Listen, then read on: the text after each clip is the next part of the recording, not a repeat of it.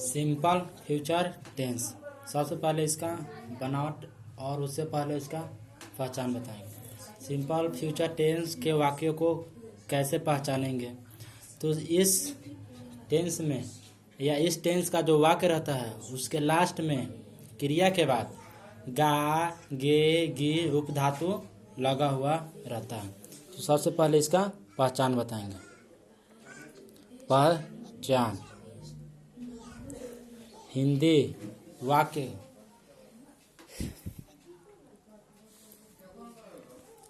जिस हिंदी वाक्य के क्रिया के अंत में, जिस हिंदी वाक्य के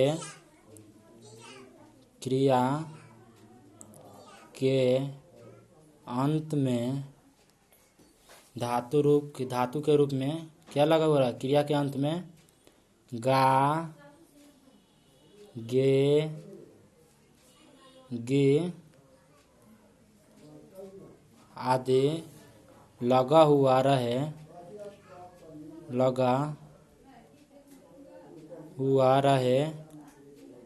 तब वैसे वाक्यों को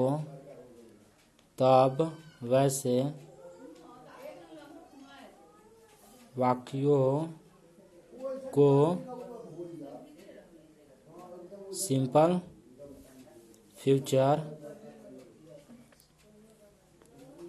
टेंस का वाक्य माना या कहा जाता है।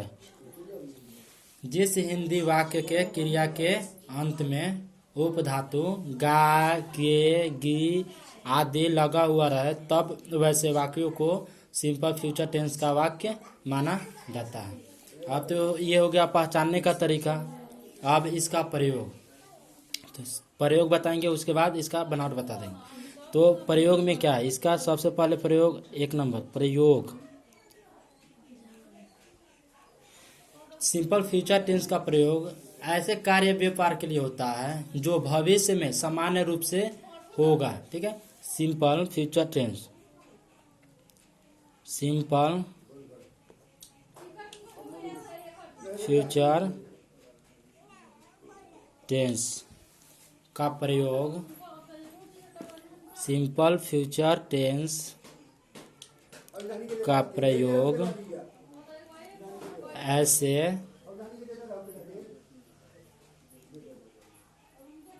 कार्य व्यापार के लिए होता है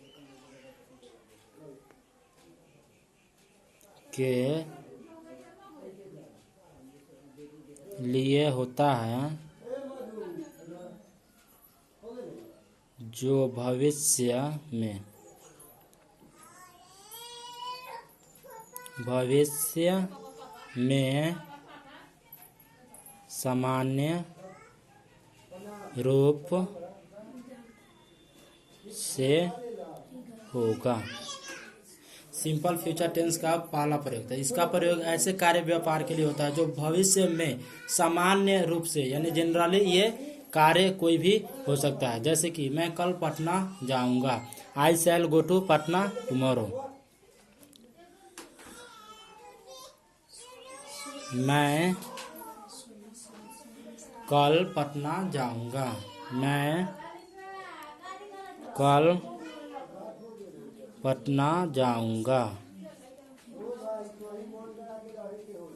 अब इसको इंग्लिश में, तो I shall go to Patna,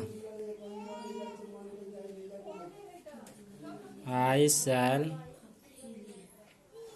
go to Patna, I shall go to Patna. कब जाना है? कल। तो कल का इंग्लिश लिख देंगे टुमारो।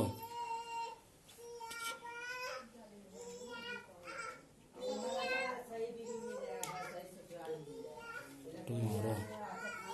अब इसका टुमारो हो गया, मैं I shall go to Patna tomorrow. Next example, मैं अगले साल परीक्षा दूंगा, मैं अगले साल मैं अगले साल परीक्षा दूंगा। मैं अगले साल परीक्षा दूंगा। I shall appear at the examination next year. I shall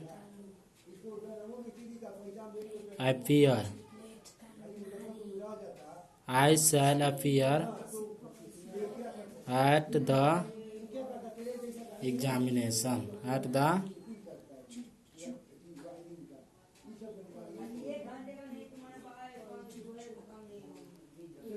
I shall appear at the examination. I shall appear at the examination next year.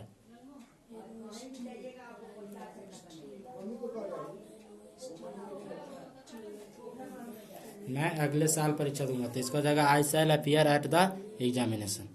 अब इसका नेक्स्ट प्रयोग है कि इस टेंस का प्रयोग इच्छा, चेतावनी, इरादा इत्यादि का बोध कराने के लिए भी प्रयोग किया जाता है। Simple future tense. सिंपल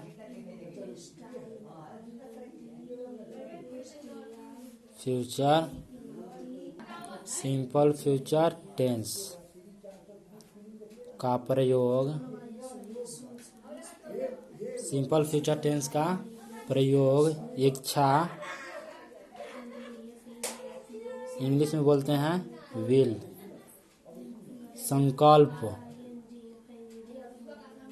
संकल्प इसको बोलते हैं डिटर्मिनेशन।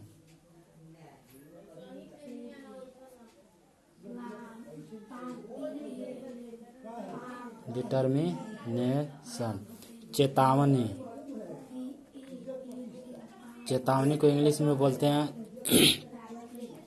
थ्रेट या कमांड। चेतावनी को थ्रेट या कमांड। इरादा इसको बोलते हैं इंटेंशन।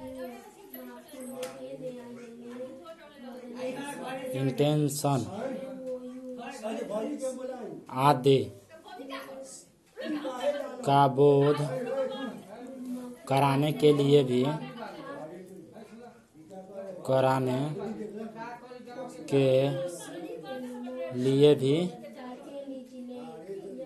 होता है। दूसरा प्रयोग है सिंपल फ्यूचर टेंस का प्रयोग। ये सिंपल फ्यूचर टेंस का प्रयोग इच्छा, संकल्प, चेतावनी, इरादा आदि का बोध कराने के लिए भी होता है। जैसे एग्जाम्पल में बता रहा हूँ। इसका पहला एग्जाम्पल है कि मैं देश की सेवा करूँगा। I will serve the nation. I will serve the nation. I will serve the nation. मैं देश की सेवा करूँगा। मैं देश की सेवा करूँगा। मैं देश की सेवा करूँगा। Next example, I will never tell a lie. मैं कभी झूठ नहीं बोलूँगा। I will never tell a lie. मैं कभी झूठ नहीं बोलूँगा। Next example, you shall not cheat her again. तुम उसे दोबारा नहीं ठगोगे। You shall come in time. तुम समय पर आओगे। अब इसका बनाने का ट्रांसलेशन बनाने का तरीका बताएंगे। तो पहला, इसमें सबसे पहले होता है सब्जेक्ट। सब्जेक्ट के बाद शैल या विल, उसके बाद वर्ब का पहला रूप और तब ऑब्जेक्ट होता है। सब्जेक्ट प्लस शैल या विल, वर्ब का पहला रूप और तब ऑब्जेक्ट। इसका बनाने का तरीका, पहला फॉर्मूला होगा सब्जेक्ट प्लस शैल या विल, वर्ब का पहला रूप और ऑब्जेक्ट। दूसरा, सब्जेक्ट के बाद शैल या विल, शैल या विल, उसके बाद नॉट, फिर V1 अदर वर्ड। जब क्वेश्चन रहेगा तब तो क्वेश्चन में क्या करेंगे, शैल या विल को बाहर निकाल लेते हैं, शैल या विल, इस दोनों में से किसी एक को बाहर निकाल लेते हैं, शैल या विल। फिर तब सब्जेक्ट, सब्जेक्ट के बाद वर्ब का पहला रूप ऑब्जेक्ट क्वेश्चन। अब निगेटिव रहेगा तब तो शैल या will, subject not V1 other word, shall या will subject not V1 plus subject. ये शैल और नॉट को एक साथ रखकर अगर बाहर रखना होगा नॉट को तो शैल नॉट विल नॉट, यानी शैल प्लस नॉट करेंगे तो शैलेंट और विल नॉट तो हो जाता है, तो वो भी फार्मूला यूज कर सकते हैं। उसके बाद 5 नंबर में WH, अगर WH अफर्मेटिव रहे तो WH, फिर उसके बाद तब शैल या विल, उसके बाद तब सब्जेक्ट, सब्जेक्ट और वर्ब तब ऑब्जेक्ट। अब लास्ट फार्मूला WH का निगेटिव, WH प्लस शैल या विल, WH शैल या will plus subject not verb का पहला रूप ऑब्जेक्ट। सबसे पहला फार्मूला है सब्जेक्ट, सब्जेक्ट के बाद शैल या विल का प्रयोग करेंगे, उसके बाद वर्ब का पहला रूप तब ऑब्जेक्ट। फिर सब्जेक्ट शैल या विल नॉट V1 ऑब्जेक्ट, शैल या विल सब्जेक्ट वर्ब का पहला रूप ऑब्जेक्ट, शैल या will subject not V1 object, WH शैल या विल सब्जेक्ट वर्ब का पहला रूप ऑब्जेक्ट, WH शैल या विल सब्जेक्ट नॉट V1 और तब ऑब्जेक्ट होगा। तो इस वीडियो में इतना ही, नेक्स्ट अगला टेंस अगले वीडियो में बताएंगे।